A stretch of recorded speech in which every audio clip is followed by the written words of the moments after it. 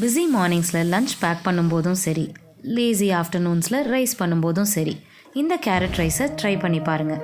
ஈஸியாக, குயிக்காக, டேஸ்டியாக எப்படி செய்கிறதுன்னு பார்க்கலாமா? சமைக்க ஆரம்பிக்கலாமா?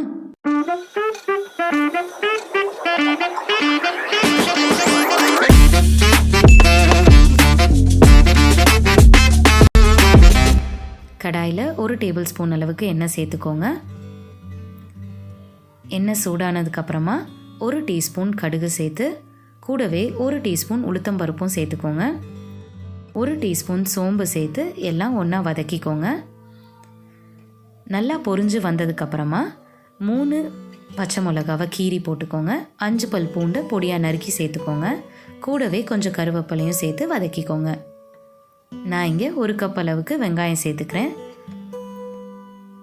வெங்காயத்தை ஒன்றா நல்லா மிக்ஸ் பண்ணிவிட்டு 1/4 டீஸ்பூன் மஞ்சள் பொடி, ரைஸ்க்கு தேவையான அளவு உப்பு சேர்த்து நல்லா வதக்கிக்கோங்க. வெங்காயம் நல்லா வதங்கி வந்ததுக்கப்புறமா 1 கப் அளவுக்கு கேரட் சேர்த்துக்கலாம். நான் இங்கே 4 பெரிய கேரட் துருவினது சேர்த்துக்கிறேன். துருவின கேரட் ரைஸ்க்கு நல்ல ஃப்ளேவரும் டெக்ஸ்சரும் கொடுக்கும். கேரட் போட்டதும் எல்லாத்தையும் நல்லா ஒரு தடவை மிக்ஸ் பண்ணிவிட்டு 1 டீஸ்பூன் ஜீரகப்பொடி, 1 டீஸ்பூன் கரம் மசாலா சேர்த்து இன்னொரு தடவை நல்லா கலந்து விட்டுக்கோங்க. 3 to 4 மினிட்ஸ் மீடியம் ஃப்ளேமில் கேரட் நல்லா வதக்கிட்டு அதுக்கப்புறமா குக் பண்ணி வச்சுருக்க ரைஸ் சேர்த்துக்கலாம்.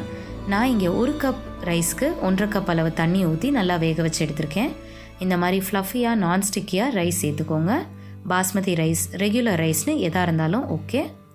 லிட் போட்டு மூடி ஒரு 4 மினிட்ஸ் மீடியம் ஃப்ளேமில் நல்லா வேகட்டும். நடுவில் ரைஸை கலந்து விட்டுக்கோங்க, ஸோ தட் அடி பிடிக்காமல் இருக்கும். மறுபடியும் லிட் போட்டு மூடி நல்லா வேக வைக்கலாம். 4 மினிட்ஸ்க்கு அப்புறமா அடுப்பை சிம்மில் வச்சுட்டு பொடியாக நறுக்கின கொத்தமல்லி சேர்த்து நல்லா ரைஸை கலந்து விட்டுக்கோங்க.